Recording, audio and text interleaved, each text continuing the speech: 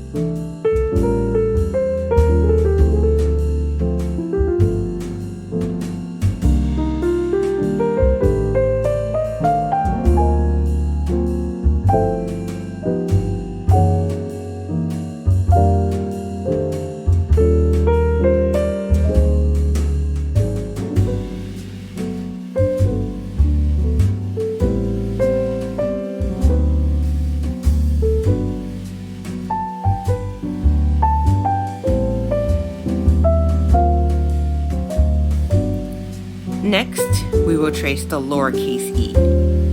Starting midline, between the top and bottom line, we will trace a small horizontal line to the right and then curve up and around as if we're tracing the letter C.